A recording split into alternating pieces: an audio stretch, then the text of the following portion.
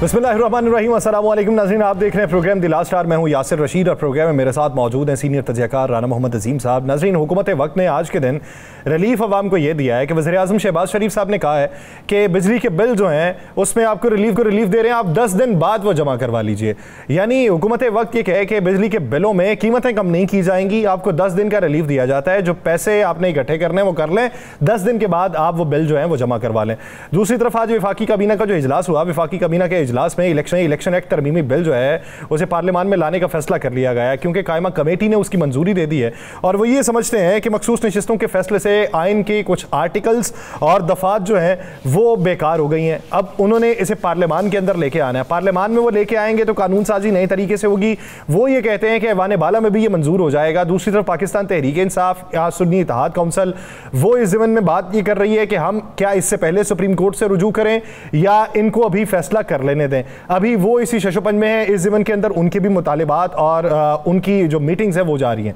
उधर मंगल के रोज़ के हवाले से ये इत्तलात हैं कि जमीयत उलमा इस्लाम फे जो है वो पाकिस्तान तहरीक इंसाफ के वफ़द से मुलाकात करेगी और दो तरफा वफूद के अंदर जमीयत उलमा इस्लाम फे के सरबराह मौलाना फजलुर रहमान साहब भी मौजूद होंगे। और अगर पाकिस्तान तहरीक इंसाफ के साथ उनका ये पैचअप हो गया जो शराइत की बुनियाद के ऊपर होगा, एक नया मुआहिदा तश्कील पाएगा जिसकी मुख्तलिफ निकात उसके होंगे और दोनों ने बाहमी रजामंदी का इजहार कर लिया, तो फिर आईन तहफ़्फ़ुज़ पाकिस्तान मूवमेंट के तहत ये तहरीक जो है ये अगस्त के दूसरे हफ्ते में फिर बाकायदा तौर पे इसका आगाज़ होगा और हुकूमत वक्त के लिए इसमें परेशानी हो जाएगी। उधर इस्माइल हनिया की शहादत के बाद उनकी गायबाना नमाज जनाजा जो है वो पाकिस्तान के पार्लियामान में मौजूद अफराद ने भी अदा की और उसके साथ साथ अमीर जमात इस्लामी हाफिज़ नईमुर रहमान साहब उनकी नमाज जनाजा में शिरकत के लिए बाकायदा तौर पे कतर रवाना हुए और इस्माइल हनिया की वहाँ पर नमाज जनाजा अदा हो चुकी है। उनकी अहलिया जो थी वो उनकी मैयत के करीब खड़ी थी, लेकिन देखने वाला मंजर ये था कि उनकी आंखों से कोई आंसू रवा नहीं थे। उन्होंने दुआएं की और ये कहा कि ए खुदा, हम तुझसे राज़ी हो चुके हैं। ये जो तहरीक है ये इसमें कमी वाकई नहीं होगी। मज़ाहमत का जो इस्तारा था उसके जाने के बाद भी मज़ाहमत की तहरीक मज़ीद तूल पकड़ती चली जाएगी। खित्ते की सूरत हाल, पाकिस्तान की मजमूई सूरत हाल, इसी भी बात करेंगे। राना साहब की तरफ बढ़ते हैं। राना, सबसे पहले इस्माइल हनिया की नमाज जनाजा के हवाले से जो पाकिस्तान में अदा हुई और पाकिस्तान से हाफिज़ नईमुर रहमान गए धरने को छोड़ के, क्या कहेंगे? खित्ते के हालात किस तरफ को हैं? बिस्मिल्लाहिर्रहमानिर्रहीम, अस्सलातु वस्सलामु अलैका या सय्यदी या रसूलल्लाह, अस्सलातु वस्सलामु अलैका या सय्यदी या हबीबल्लाह, ताजदार खत्म नबूवत जिंदाबाद जिंदाबाद। लेकिन यासिर साहब, एक बड़ी चीज बड़ी क्लियर है, ये शहादत एक ऐसी शहादत है जिसने पूरे आलम इस्लाम को हिला के रख दिया। छोटे बच्चे से लेकर बड़े, सियासतदान से लेकर मजदूर, हर तबका जो है वो समझता है कि ये वो शहादत है जो एक शख्स की शहादत नहीं बल्कि आलम इस्लाम के अंदर मौजूदा दौरे हुकूमत में एक उम्मत मुसलमान की शहादत है। यानी उन तमाम मुसलमानों की शहादत है जो हकीकी तौर पर मुसलमान होने का हक अदा करते हैं। और इसलिए आज देखे कि कोई अपोजिशन नहीं, कोई हुकूमत नहीं, सब मिलकर इस गम में बराबर के शरीक हैं, सब नमाज जनाजा अदा कर रहे हैं। और बड़ी अच्छी बात है कि हाफिज साहब नमाज जनाजा में शिरकत के लिए गए, लेकिन क्या हमने अब सिर्फ नमाज जनाजा ही पढ़ने हैं? क्या सिर्फ जनाजों को कंधे ही देने हैं? क्या हम समझते हैं कि नमाज जनाजा अदा करके, गायबाना नमाज जनाजा अदा करके, नमाज जनाजा में शिरकत करके इतने बड़े नमाज जनाजा देखे नहीं गए जितना बड़ा नमाज जनाजा था? ये सारा कुछ करके क्या हमने वो हक अदा कर दिया? क्या वो शहादत जो एक ऐसे शख्स की है जो जिसका पूरा खानदान आजादी की एक जंग में, वो आजादी जो इस्लाम के दुश्मनों से है, वो आजादी जिसे हकीकी आजादी कहते हैं, उस आजादी की जंग में वो शख्स जो है वो चला गया और उसे एक ऐसी जगह पे टारगेट किया गया जहां टारगेट करना मुमकिन नहीं था बगैर किसी सहूलतकारी के। तो मैं समझता हूँ एक तो इसमें कोई शक नहीं कि पूरी दुनिया के अंदर गम और गुस्सा भी है और ये एक वाकया है कि जिसने सबको हिला के रख दिया है। लेकिन अब खित्ते की सूरत हाल जो है, ये हुक्मरान बदले या ना बदले, या सर मैं आज आपको एक बात बता दूं, ये बड़े बड़े हुक्मरान बदले या ना बदले, लेकिन मुझे आज की जो इंफॉर्मेशन है, जो मेरी इंफॉर्मेशन है, और जिस तरह अमेरिकन एक मारूफ अखबार ने एक बहुत औफनाक सा तजिया लिखा है इन तमाम चीजों के बाद एक चीज तो बड़ी क्लियर हो रही है कि खित्ते की सूरत हाल अब खित्ते की आवाम जो है वो बदल देगी। हुकूमतें बदले ना बदले, अब जो खित्ते की सूरत हाल बदलने में जो हुकूमत अपना रोल अदा नहीं करेगी, जो हुकूमत आगे नहीं बढ़ेगी, अवाम उसको इतना शदीद तरीके से मुस्तरद करेगी कि यासर साहब आप सोच भी नहीं सकते। राना साहब, आप क्या समझते हैं कि मसूद पेज़ेश्कियान, उनकी थॉट्स जो हैं वो इब्राहिम रईसी की थॉट्स से मिलती जुलती नहीं थी। वह मसूद पेज़ेश्कियान ने अपनी जो मुहिम चलाई उसमें भी उन्होंने ये अपना मुद्दा रखा, अपने बुनियादी निकात रखे कि बैनुल-अक़वामी सतह के ऊपर वो रवाबित को फाल करेंगे, लेकिन उनकी तकरीब हल्फ बर्दारी में इस वाक़यात को हो जाना, तो इसका मतलब ये कि उनकी थाट पसे पुश चली गई। अब ईरान की तरफ से सरकारी तौर के ऊपर आप कैसी रिटेलिएशन देखते हैं या फिर सुस्त रवि देखते हैं? देखिए, आज के दिन तक तो सुस्त रवि है। आज के दिन तक मुझे एक बात कही है, हम इसलिए बहुत सी चीजें क्लियर को ऊपर नहीं कह रहे कि जब तक हमें चीजें क्लियर ना हो उस वक्त तक नहीं होता। बात यह है कि क्या ये मामला सहूलतकारी के बगैर हो सकता था?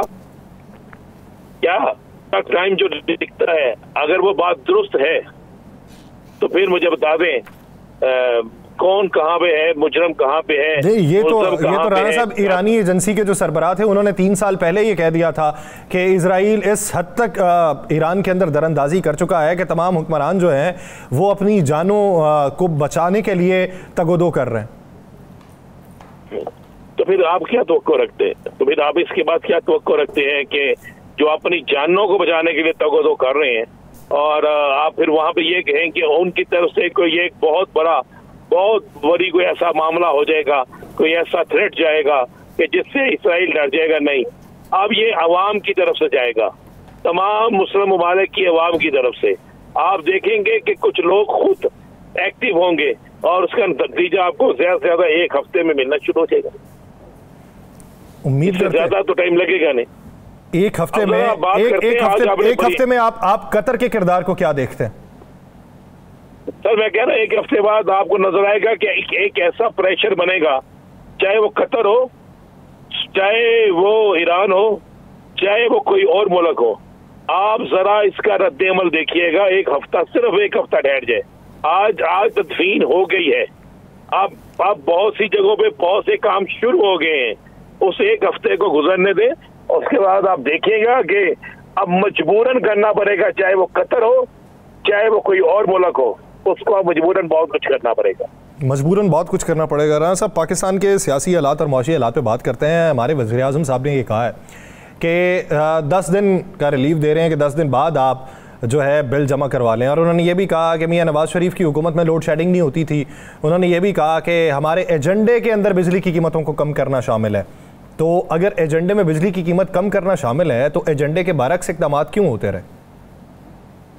अच्छा, 2 चीजें बड़ी मजेदार है कि ये 10 दिन बाद मुझे ये बता दें, ये 10 दिन हमें घर का सामान बेचने के लिए दिए गए हैं, ये 10 दिन हमें चोरी डाका डालने के लिए दिए गए हैं, ये 10 दिन हमें गुर्दा फरोख्त करने के लिए दिए गए हैं, ये 10 दिन हमें अपनी आंखें जो है वो सेल करने के लिए दिए गए हैं, ये 10 दिन जो है हमें भीख मांगने के लिए दिए गए हैं, ये 10 दिन जो है हमें हुकूमत की तरफ से को मिलने वाली इमदाद के लिए दिए गए हैं। ये भी वजीर आज़म पाकिस्तान बता देते। तो इतना बड़ा एहसान किया हम पर यार, और इतना बड़ा एहसान कर दिया कि 10 दिन की आपको मोहलत दी जाती है कि आप 10 दिन बाद बिल जमा करा दें। और क्या 10 दिन बाद बिल की कीमत कम हो जाएगी? क्या 10 दिन बाद बिल फ्री हो जाएंगे? ये 10 दिन दिए कि जो घर में बचा बेच दो, नहीं बिकता तो गुर्दे बेच दो, जिस्म के हिस्से बेच दो, करना पड़ती है, कुछ चीजें बेचनी पड़ती है, उसको बेच दो। शर्म नहीं आई उन लोगों को ये कहते हुए कि जनाब 10 दिन का टाइम दे दें? शर्म नहीं आई उन लोगों को ये कहते हुए कि हमने बहुत बड़ा रिलीफ दे दिया? क्या रिलीफ दिया है? ये रिलीफ है कि आप पैसे दें जी, हुंडा टैक्स जरूर दें, आप पत्ते की पर्ची आप जरूर दें, लेकिन दें आप 10 दिन बाद। ये हम आपको टाइम देते हैं। मेरी तो समझ से बाहर है कि इस पर जो लोग खुशियां मना रहे हैं उनकी अकल पे मातम करने को दिल करता है, और जो लोग इस पे ये कह रहे हैं कि हमने बहुत बड़ा रिलीफ दिया है, उस जमात का भी अल्लाह ही हाफिज है, और उस जमात की सियासी तबाही जो है, उस जमात का सियासी जनाजा जो है वो निकलने लगा है। क्या सर आपको पता है, एक तरफ भूख भूख भूख कहते हैं, और दूसरी तरफ इन्होंने कितने पैसों से कितने लोगों को मोबिलाइज किया है, इन लोगों को जो इनके झूठे किस्से बढ़ते हैं, जो इनकी शान में जाकर बड़े बड़े नकवे सुनाते हैं, और किसी को 7 लाख पे, किसी को 8 लाख पे, किसी को 15 लाख मुख्तलिफ चीजों पे सैलरी पे सरकारी इदारों में रखा गया है, सरकारी टीवी में रखा गया है, और उनके बड़े बिल भी कोई और अदा करते हैं। तो जहां पर ये आवाम को मुबारक हो, मैं अपनी कौम कहूँगा आपको मुबारक हो कि आपको 10 दिन के लिए टाइम दिया गया है सिसक कर मरने के लिए।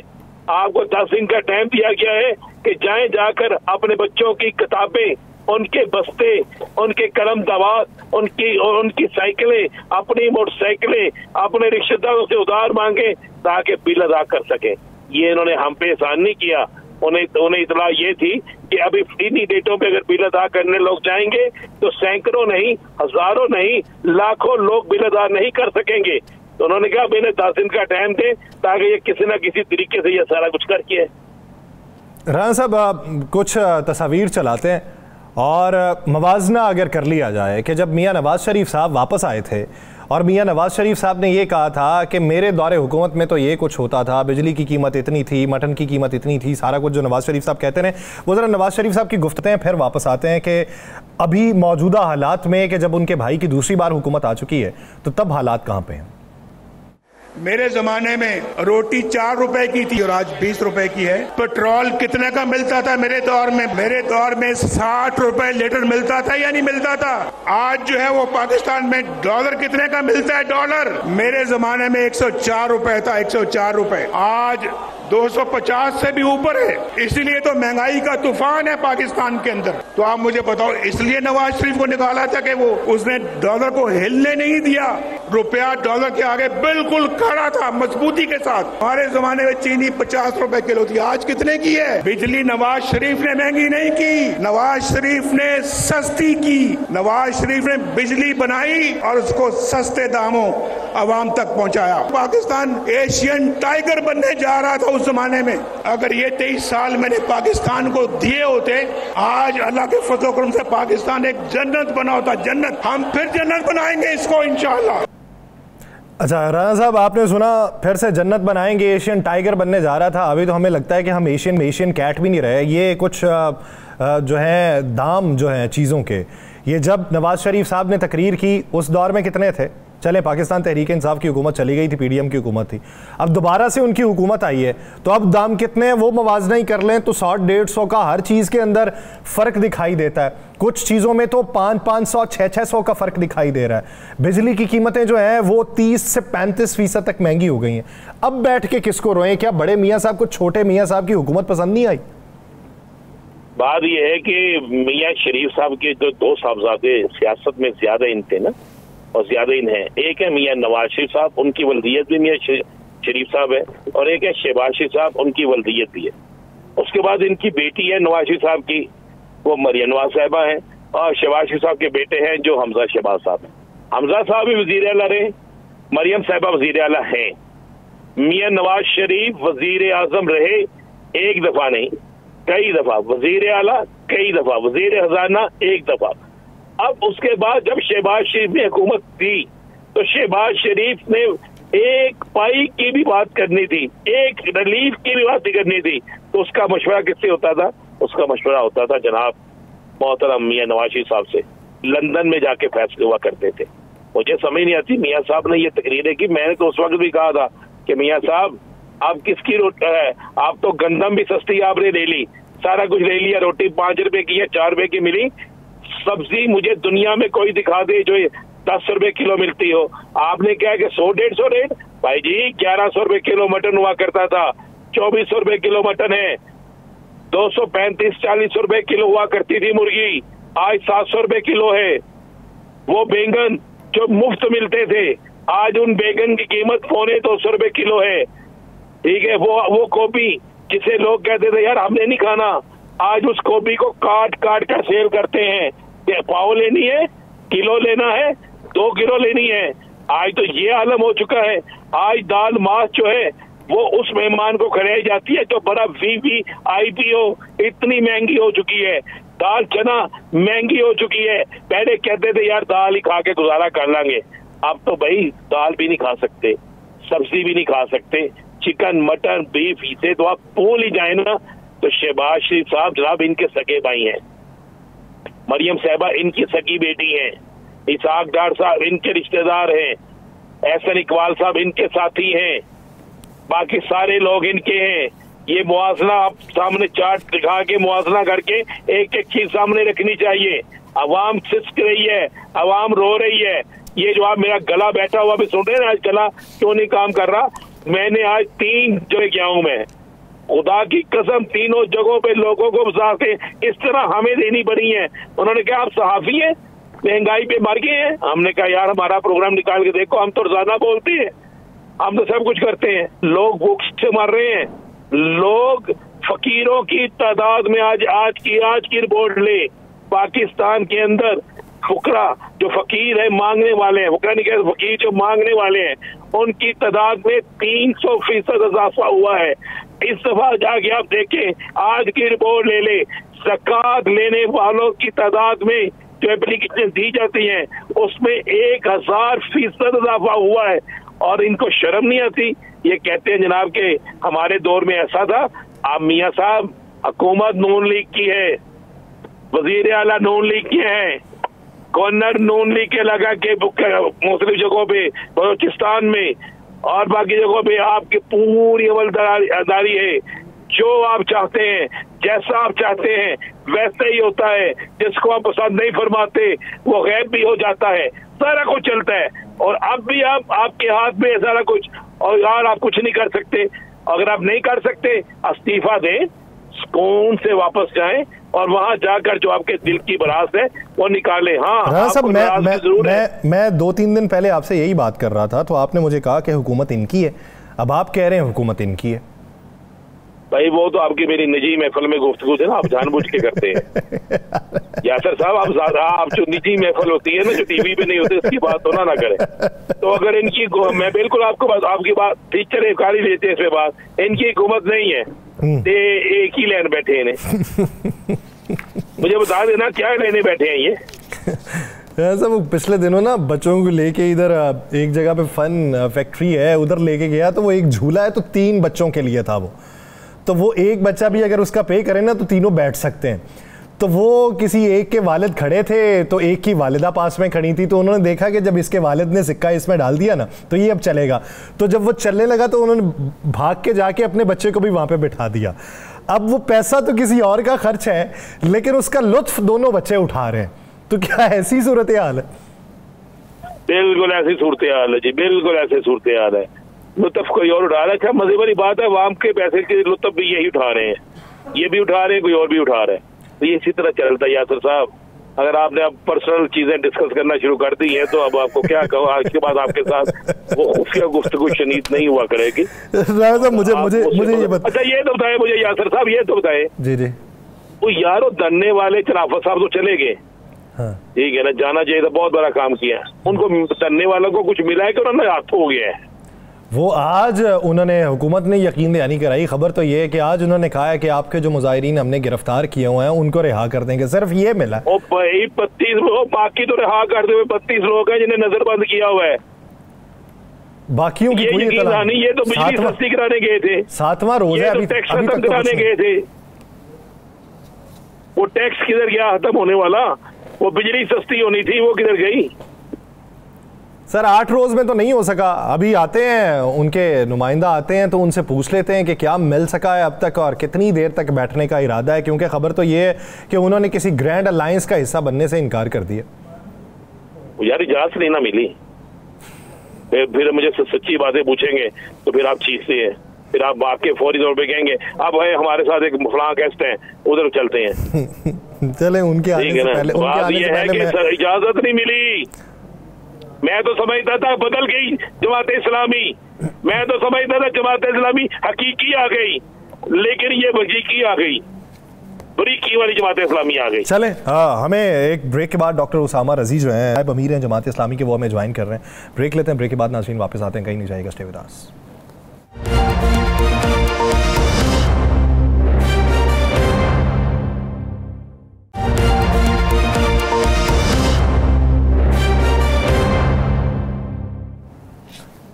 ब्रेक के बाद खुशामदीद नाज़रीन।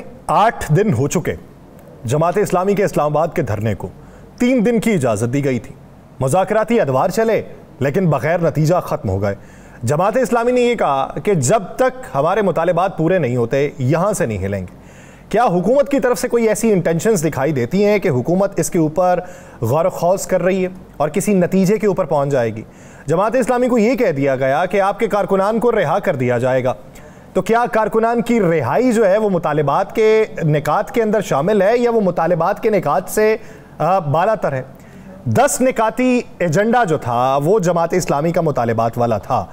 किसी एक नुक्ते के ऊपर भी हुकूमत की संजीदगी दिखाई नहीं देती। फिर सवाल ये भी है कि जमात इस्लामी पाकिस्तान तहरीक इंसाफ के ग्रैंड अलायंस का हिस्सा बनने से इनकारी क्यों है? उसके पीछे की तौजीहात क्या है या उसके पीछे की मंतिक क्या है? इसी बारे में बात करेंगे। हमें ज्वाइन किया है नायब अमीर जमात इस्लामी डॉक्टर उसामा रजी साहब ने। डॉक्टर साहब बहुत शुक्रिया आपके वक्त का। डॉक्टर साहब 8 दिन बीत गए आपको बैठे हुए। 8 दिनों में किसी जगह पर भी आपको यह लगा कि हुकूमत आपके साथ संजीदा है? बहुत शुक्रिया आपका। आपने अवाम के दुखों पे और ज़ख्मों पे मरहम रखा है। देखिए 8 दिन से यहाँ पे एक धरना जारी है और इस 8 दिन के धरने का मतलब ये है कि जो 25 करोड़ अवाम है इस मुल्क के, वो इस धरने के पीछे खड़े हुए हैं बिला तखसीस किसी पार्टी के। हर वो फर्द जिसके घर बिल आता है वो इस धरने के साथ खड़ा हुआ है, चाहे उसका ताल्लुक किसी भी पार्टी से हो। तो ऐसी सूरत हाल में हम तो जिद्दोजहद करने वाले लोग हैं। हम तो इस वक्त मुज़ाहिमत कर रहे हैं, जिद्दोजहद कर रहे हैं और गेंद हुकूमत के कोर्ट में है कि उनकी तरफ से कोई संजीदा तर्ज अमल, यानी उसका मतलब यह है कि फैसलों की शक्ल में कोई चीज़ सामने आए। मैं अभी ये नहीं कहता कि कोई गैर संजीदा सूरत हाल है, लेकिन जो आवाम के दुख दर्द हैं, आपको मालूम है 1 हफ्ते में 50 केसेस जो हैं वो रिपोर्ट हुए हैं कि लोगों ने खुदकुशियाँ की हैं और एक दूसरे को मारा है सिर्फ इस वजह से कि उनके घरों में बिल ज़्यादा आया है। महंगाई इतनी बढ़ गई है कि उनके अंदर सकत नहीं है कि अपने घर को चला सकें। तो जितनी हंगामी बुनियाद पे, इमरजेंसी की बुनियाद पे अर्जेंटली इस काम को करना चाहिए था, ऐसी संजीदगी अभी तक हुकूमत की तरफ से दिखाई नहीं दी है। वरना बहुत सारे काम तो ऐसे हैं जो बगैर धरने के ही उन्हें करने चाहिए। अगर वो अपने आप को सियासी समझते हैं, अगर वो समझते हैं कि उनका कोई ताल्लुक इस मुल्क के अवाम के साथ है, तो उन्हें कम से कम इस IPPs के जो मुल्की मालिकान हैं उनके साथ तो रिवाइज करना चाहिए। आपको मालूम है मोहम्मद अली रिपोर्ट के अंदर ये बात कही जा चुकी है कि इन मुआहिदों में इतनी खामियां, इतने तजादात हैं कि इनको रिवाइज होना चाहिए। आपको मालूम है कि ये कहते हैं कि बैनुल अक़वामी जो IPPs हैं वो कोर्ट में चली जाएंगी। तो आपके सामने पाक ईरान पाइपलाइन का मसला है, आखिर वो भी तो गवर्नमेंट नहीं कर रही है ना, उसके ऊपर तो उन्हें आलमी अदालत का कोई खदशा नहीं है।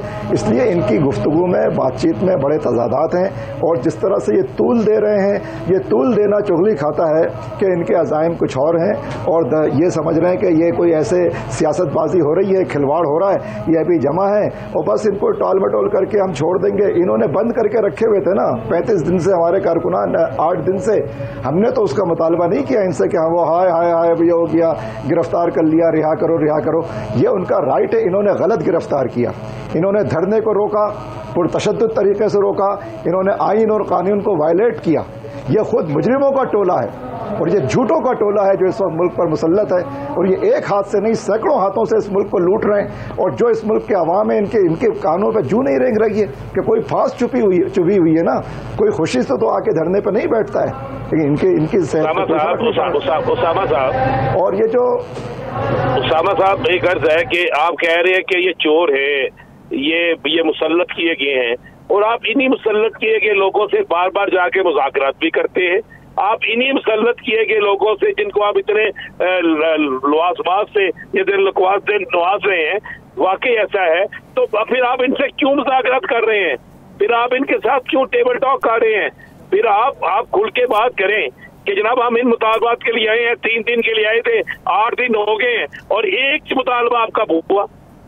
क्या आप मुतालबात के लिए आए हैं, इनसे मुज़ाकरात के लिए आए हैं या आपको भेजा गया है? जब हाईजैकर जहाज अगवा करता है ना तो मुज़ाकरात उसी हाईजैकर से होते हैं। आप कैसी बात कर रहे हैं? आप जो है मतलब आप, मुझे लग नहीं रहा कि आपकी गुफ्तगू में आवाम के साथ कोई अटैचमेंट है। ये कोई खिलवाड़ हो रहा है, कोई मजाक हो रहा है यहाँ पर। भाई आप चीज़ों को सीरियस रहने दें और ये जो किसी इशारों के ऊपर इस किस्म की गुफ्तगू ना करें। आपको मालूम है लोग इस वक्त किस कैफियत में हैं। लोगों ने अपने जेवर बेचकर इस महीने के बिल अदा किए। माजरत से बुरा ना मनाइएगा, नहीं कर सकते, माजरत से बुरा ना मनाइएगा। आपने हमें भी उसी सब पे खड़ा कर दिया, बुरा ना बनाइएगा। जमात इस्लामी में तो बड़ा हौसला होता है सुनने का, उस हौसले से सुनिए जरा। अवाम यही जानना चाहती है कि जब एक हाईजैकर होता है, आपने अभी तक वजीर खजाना से मुज़ाकरात नहीं किए, वजीर तवानाई से मुज़ाकरात नहीं किए, आपने तो मुज़ाकरात किए हैं हुकूमत के उन लोगों से जिनके साथ आपके मुतालबात बनते ही नहीं है। मुझसे पूछो ना, तो मुझसे पूछ रहे हैं आप, हुकूमत से पूछिए। वजीर आजम साहब आज बोले हैं एक हफ्ते बाद, ए दोस्त अब तो मोहरे खामोशी है, लब को तोड़। कुछ खास और खनखार अगर बोलता नहीं, और बोले तो क्या बोले, सुना आपने आज उनकी गुफ्तगू। आपने एक ऐसे शख्स को जो सीरियस अपनी बॉडी लैंग्वेज से नजर नहीं आता, उसको फॉर्म 47 के जरिए वजीर आजम बना दिया। आप सुने उसने क्या गुफ्तगू की है, सियासत नहीं करनी चाहिए। ओ भाई लोग खुदकशी कर रहे हैं, आपने अब तक कोई काम नहीं किया। 9 मन होगा न तेल होगा न राधा नाचे की वाली सूरत हाल है। और आप जो है आप इस किस्म की हम अपनी जिद्दोजहद जारी रखेंगे, कोई गलत फहमी में ना रहे। ये धरना वसी होगा, तमाम दारुल खिलाफाओं तक पहुंचेगा, ये बड़े शहरों तक पहुंचेगा। और ये धरना जमात इस्लामी का नहीं है, ये इसके पीछे 25 करोड़ लोग खड़े हुए हैं। आप किसी गलत फहमी में ना रहें। अच्छा उसामा साहब, सर ये बताइए कि बहुत सारे लोग, जब आप ये समझते हैं इसमें जो धरने के अंदर शामिल अफराद हैं ना, वो सिर्फ जमात इस्लामी के नहीं है। हमने वो मनाजिर भी देखे हैं कि वो जो एक रेडीबान है, जो कोचवान है या मजदूर है, वो भी आके खड़ा है वहाँ पे, उसकी आंखों में भी कोई ख़ास चमक है। सवाल ये है कि उसको किस हद तक यकीन दहानी दिलाएंगे कि मुतालबात मंजूर होने के बाद जाएंगे, सिर्फ मुतालबात की यकीन दहानी पे नहीं जाएंगे। देखिए हम अपनी सियासी जंग आइन और कानून के दायरे में पूरी तरह लड़ेंगे, भरपूर तौर पर लड़ेंगे, और वो पुरतशद्दुद रास्ता इख्तियार करेंगे। हम पुरअमन जमहूरी जिद्दोजहद करेंगे। आपको मालूम है कि उन्होंने डी चौक पे धरना ये कहकर हम इजाज़त नहीं दे रहे, जैसे वो इस मुल्क के मालिक हैं, जैसे वो 50 करोड़ आवाम के आका है कि आका का हुक्म आया है कि जी आपको यहाँ मुजाहरे की एहतजाज की इजाज़त नहीं है। भाई हू आर यू, आप कौन है इस तरह रोकने वाले? आइन और कानून जिसकी इजाज़त देता है। जाली हुकूमत, एक फ्रॉड हुकूमत, 2 नंबर की हुकूमत 4 नंबर वाली बातें कर रही है। हमने फिर भी उसको अवॉइड किया, हम पीछे हटे, 1 स्टेप फॉरवर्ड असलन हुए, बजाय 2 स्टेप पीछे हुए। लेकिन हमने 3 जगहों के ऊपर धरने को मुंतकिल किया, तशद्दुद को अवॉइड किया, और हम इसी हिकमत अमली के जरिए आगे बढ़ेंगे इंशाअल्लाह ताला। और इनको ये क्या समझते हैं, ये अवाम, ये इसी तरह से अवाम का खुद निचोड़ते रहेंगे। ये अपने हजारों हाथों से लोगों की जिंदगियों को अजाब में मुब्तला करते रहेंगे और लोग सहते रहेंगे। ये इनकी गलत फहमी है। हम जिद्दोजहद, पुरअमन अवामी जिद्दोजहद जारी रहेगी, और इनको 25 करोड़ आवाम का मुतालबा मंजूर करना पड़ेगा। एक बात और बता दूं इसके साथ ही, ये जो जिन इक्वेशंस के ऊपर इस वक्त ये मुल्क के ऊपर मुसल्लत है ना, वो इक्वेशंस जिस तरह जलजले में जमीन की जो तहें हैं वो आगे पीछे हो जाती हैं, वो सारी तहें आगे पीछे हो चुकी हैं, और इनको भी इत्तला पहुंच रही होगी, बल्कि ज्यादा पहुंच रही होगी। ऐसे मौके पे मेरा इनको एक बड़ा मुखलिसाना और एक दोस्ताना और एक बिरादराना मशवरा है कि हुजूर, अगर आप इन मुतालबों पे जो जमात इस्लामी के मुतालबे नहीं है, जो अवाम के मुतालबे हैं, अगर आपने पूरे कर दिए ना, तो आप ही की इमेज बिल्डिंग होगी। थोड़ा बहुत जो आपके ऊपर इस वक्त जो है चारों तरफ से और मलामत आपके ऊपर आ रही है ना, आप थोड़ा सा उससे आपको रिलीफ मिल जाएगा। आप अवाम को रिलीफ देंगे, आपको से रिलीफ मिल जाएगी। लेकिन 2 आने की अकल चाहिए इसके लिए।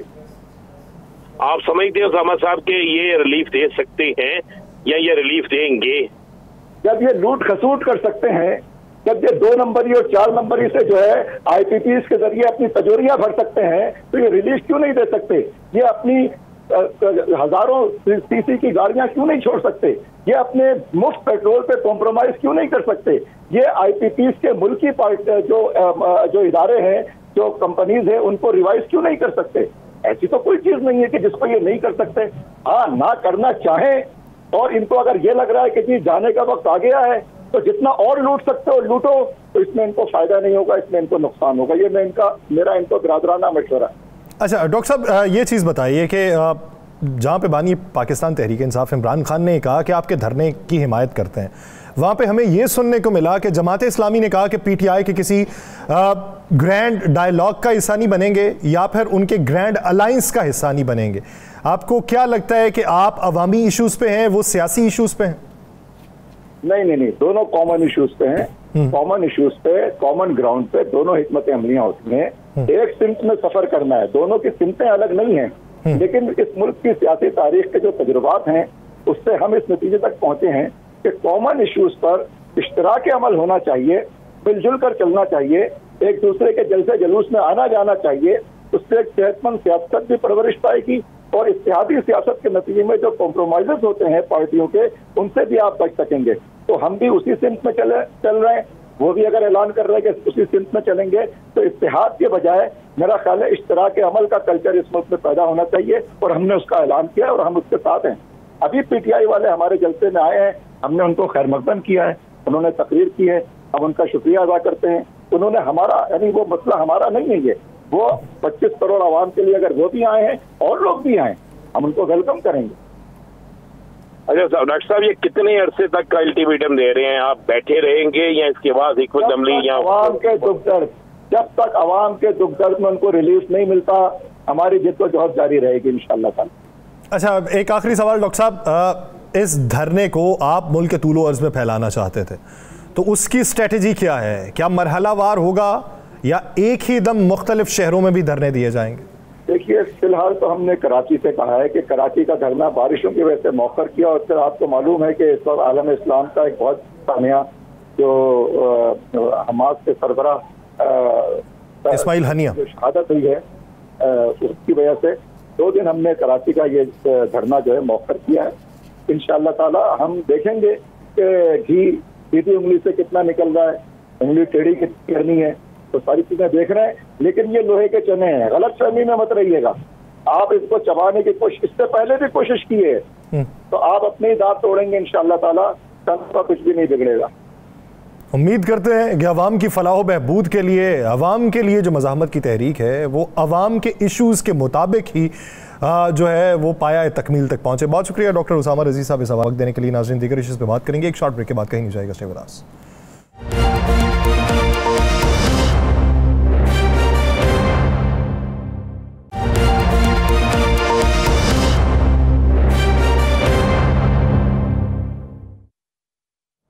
ब्रेक के बाद खुशामदीद नाज़रीन। मौजूदा सूरत हाल में कि जहाँ पे पाकिस्तान तहरीक इंसाफ जो है वो सोच विचार कर रही है कि क्या होगा, जहाँ पे जमीयत उलमा इस्लाम फ़े के साथ उनके मुज़ाकरात चल रहे हैं, तो वहीं पे हमें ये भी सुनने को मिल रहा है कि हुकूमती इत्तेहादी जो है वो भी आपस में बैठ के बातचीत करने वाले हैं। इत्तलात ये हैं कि अगले हफ्ते जो है वो मियाँ नवाज़ शरीफ साहब जो हैं उनकी मुलाकात आसिफ अली जरदारी साहब से और इसी हुकूमती जो प्लानिंग है उसके ऊपर बातचीत की जाएगी। राना साहब, सर क्या देख रहे हैं कि अगले हफ्ते अगर ये 2 बड़े इत्तेहादी आपस में बैठते हैं तो पुरानी बातों का रोना रोएंगे या कोई नई हिकमत अमली तैयार करेंगे? यासर साहब, मुझे तो उन तमाम लोगों की अकल पे मातम आता है करना। मैं देखता हूँ कि जो लोग ये सोचते हैं कि ये दोनों आपस में बैठे, और ये आपस में बैठे हुए हैं भाई, ये आपस से अलहदा कब हुए हैं? सदारती वोट पीपल्स पार्टी को मुस्लिम लीग नून ने दिया या नहीं? मुस्लिम लीग नून को वजीर आजम का वोट पीपल्स पार्टी ने दिया या नहीं? चंद दिन पहले ऐवान सदर के अंदर पीपल्स पार्टी और नून लीग की एक मुश्तरका मीटिंग हुई है, जो मीटिंग ये की है आसिफ अली जरदारी साहब ने। तो और किस तरह बैठ रहे हैं मुझे बता दें, घुटनों के बल बैठना है, मैं किस तरह बैठ इस पे करता हूँ मजीद बात। इसी बीच में हमें ज्वाइन कर चुके मुस्लिम लीग नून के सीनियर रहनुमा शेख रोहेल असगर साहब। शेख रोहेल असगर साहब, बहुत शुक्रिया सर आपके वक्त का। सर, यहाँ पे बातें हो रही हैं मुआशी मंजरनामे के ऊपर। हमारे वज़ीर आज़म ने कहा कि बिजली की कीमत को कम करना हमारे एजेंडे के अंदर शामिल है, लेकिन हम ये देख रहे हैं कि अवाम को रिलीफ देने की बजाय रिलीफ इस हद तक दिया गया है कि 10 दिन जो है वो डिले कर लेते हैं, यानी आपने बिजली के जो बिल अदा करने हैं वो 10 दिनों बाद अदा कर लीजिए। सर, जिसके लिए अब मुश्किल है 10 दिनों बाद, उसके लिए क्या सहूलत पैदा होगी? अहम वाली बात है, फायदा तो कोई नहीं होगा। फायदा तो ये होता है कि अगर आप बिजली के बिल की जो यूनिट प्राइस है ना उसको कम करें, और यूनिट प्राइस में इतनी कम नहीं, बहुत ज्यादा कम, वो सकत नहीं रही ना। सकत इसलिए नहीं रही कि आपका जो एक जो होता है ना मुआशी एक पहिया, वो नहीं चल रहा। और ऐसा ऐसा लोगों की जो क़ुव्वत खरीद है वो कम होती जा रही। अभी तो फिर भी चले कुछ लोगों के पास बचत पड़ी है, कुछ चीज आपने संभाल के रखी हुई है, वो सारा गुजारा गुजारा हो रहा है। लेकिन अगर यही सारा हालात रहे तो 2-4-6 महीने के बाद तो ये सत्यानाश हो जाए।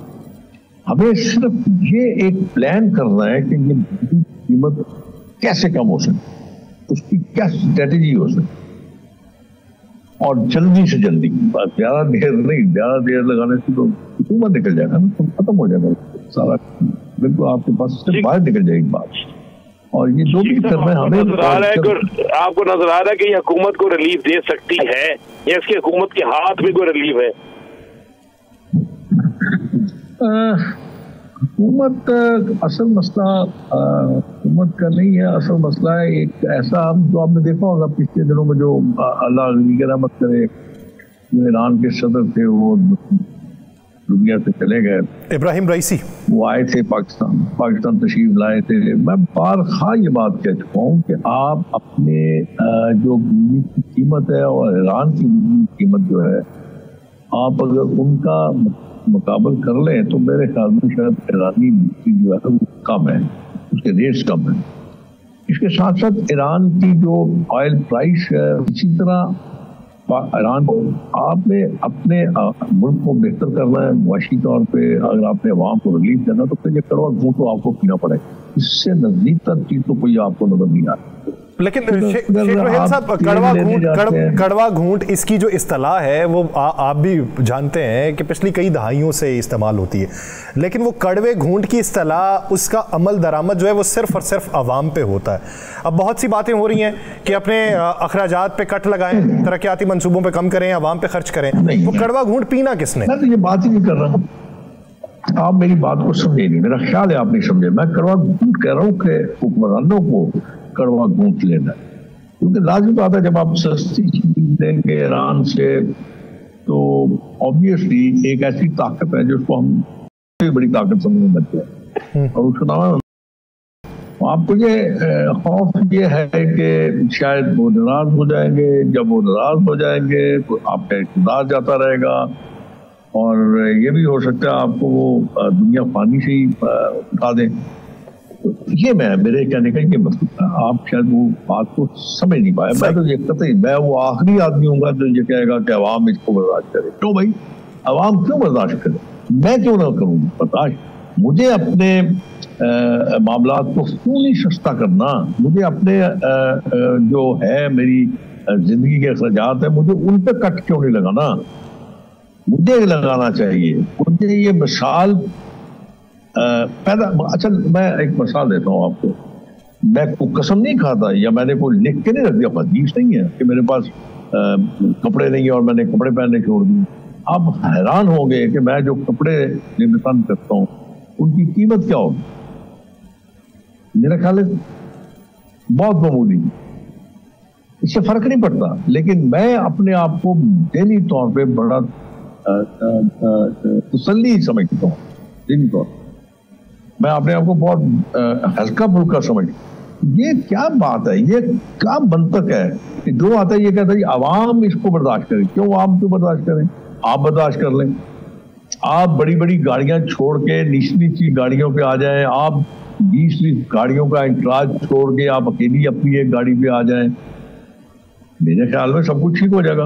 मैं वैसे बुरा ना मानिएगा, वो ना मारे, आपने क्या बुरा मानना है, वो मान जाएंगे। मुझे बहुत अर्सा पहले कहा कि सदर जरदारी साहब ने कहा मैं तनख्वाह नहीं दूंगा। मैं यार ये तो बहुत अच्छा था। तो इतनी अच्छी बात है कि इतना गम, इतना दर्द अवाम का कि आपने तनख्वाह छोड़ दी। लेकिन कोई जाके उनको कान नहीं बता दे कि खुदारा जो लोग जिस महल में आप रिहाइश पजीर हैं उस महल का घास काटने वाले जो हैं वो आपकी तनख्वाह से ज्यादा तनख्वाह लेते हैं। ये कौन समझाए इनको? आपने ये बात तो कर दी। लेकिन आप अवाम बड़े समझदार हैं, अवाम समझते हैं, और मेरे जैसे लोग जो है वो आके आपको सच्चाई बयान कर देते हैं कि आप ये सच्चाई है, आप मर्जी, आप इसको किस तरह देखते हैं। और हाँ, एक और बात आपको मैं कर दूंगा। यहाँ पे एक बड़ी मुसीबत है, जब आप तनकीद करते हैं ना, तनकीद का मकसद होता है तजलील। तनकीद का मतलब इस्लाह नहीं होता, क्योंकि उसमें कोई आपके पास लॉजिक्स नहीं। लेकिन जब आप इस्लाह की बात करते हैं तो उसमें आपके पास लॉजिक्स होती हैं, आप किसी का रास्ता दुरुस्त कर रहे होते हैं, उसको समझाने की कोशिश करते हैं कि अगर आप ये तरीका अख्तियार कर लें तो आपके फायदे में रहेगा, जान तो चली जाएगी। यानी ये ऐसे ही है कि अगर कोई कहे 2 + 2 4 होते हैं तो, और कोई उसको ये कहना शुरू कर दे कि 2 + 2 5 होते हैं, तो सिर्फ इसी पे हंसते रहना और उस पर ठट्टे उड़ाना कि 2 + 2 5 नहीं होते। वो फिर बताना भी पड़ेगा कि ये 4 किस तरीके से होते हैं, तो वो हमारे यहाँ उसकी रगबत बहुत कम पाई जाती है।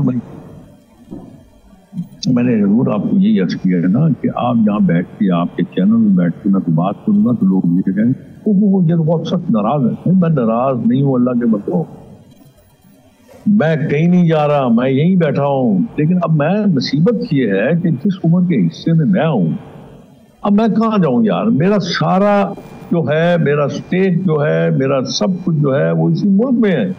मैंने तो दुआ भी करनी है और मैंने उसके लिए आपको कोई ना कोई तजवीज भी पेश करनी है, क्योंकि मैं बाहर नहीं जा सकता। मैं बाहर चला भी जाऊं तो मुझे कौन चपरास भी नहीं रखेगा मुझे, तो मेरा तो जीना मरना ही यहाँ पे है, तो मुझे तो फिर बात करनी है। शेख साहब ये बात तो होगी। 2 दिन पहले एक रिपोर्ट शाया हुई है पतन की तरफ से, और उसमें बाकी हल्कों की तरह एक हल्का NA 130 की मियां नवाज साहब गिलके की, जिसमें कुछ हल्के, जिसमें कुछ पोलिंग स्टेशन ऐसे हैं जहां पर 102% वोट कास्ट हो गए, कुछ पोलिंग स्टेशन ऐसे हैं जहां पर 100% वोट कास्ट हुआ है। तो उस रिपोर्ट में तो ऐसे ऐसे इंकशाफात आ गए हैं कि मियां साहब की तो अपनी सीट खतरे में चले गई। मैं बहुत दफा कह चुका हूँ, आप मुझे ये बताएं कि आप यहाँ बैठ के अगर इस मामले को डिस्कस करेंगे या इस मामले पे बात करेंगे तो फायदा पहुंचेगा? इसको किसी को कोई फायदा नहीं पहुंचेगा। अगर आपके पास कोई इसके सबूत है, आप समझते हैं कि आपकी इस बात में कोई दम है, तो जाइए जाके अदालत का दरवाजा खटखटा लीजिए। यहाँ बैठ के शोर मचाना और कागज लहराना और प्रेस कॉन्फ्रेंस करना, ये इसका कोई भी इसकी मैं समझता हूँ कि इसका तदारक नहीं है या इसका हल भी नहीं है। इसका हल सिर्फ अदलिया पास, आप जाइए, जाके आप इलेक्शन ट्रिब्यूनल में जाके आप केस कर दीजिए, आप पता चल जाएगा। लेकिन यहाँ बात कर रहे हैं कि जी उसका ये हो गया, इतने % आ गया, ये इतने % आ गया, मतलब ये सुनी सुनाई बातें जो है ना, मैं उन पे अच्छा चले शेख साहब, अगर ये देख लिया जाए कि अदलिया का फैसला, अदलिया ने फैसला दिया मखसूस नशस्तों के हवाले से और इलेक्शन कमीशन को हिदायत जारी कर दी। अब वफाकी हुकूमत इलेक्शन एक्ट 2017 की शिक 66 और 104 के अंदर तरमीम करना चाहती है कि जिसमें दोनों चीज़ें मौजूद हैं कि जिसने पहला इकरारनामा जमा करवाया दूसरा इकरारनामा एक्सेप्ट नहीं होगा, और दूसरी बात यह कि जिसने तरजीही फहरिस्तें नहीं जमा करवाई उसका अगला लायाबल नहीं होगा। अब ये चीज़ें जो पार्लियामेंट के अंदर हो रही हैं और आज काबीना ने यह कहा है कि पार्लियामान में इसे लेके जाएंगे और ऐवान बाला भी मंजूर करवाएंगे, तो उस पे आप क्या समझते हैं, ये तरजीहात ठीक है? जो स्टेक होल्डर्स हैं वो डेफिनेटली वो सुप्रीम कोर्ट में जाएंगे और जाके उनसे जरूर अर्ज करेंगे कि ये आपका फैसला है और आज आपके फैसले के खिलाफ ये काम किया गया। अब सुप्रीम कोर्ट उस पर क्या रिएक्शन लेती है, उनका क्या जवाब आता है, ये तो अब सुप्रीम कोर्ट जानेगी या वो प्रेसिडेंट जानेगा या डिफेंडेंट जानेंगे।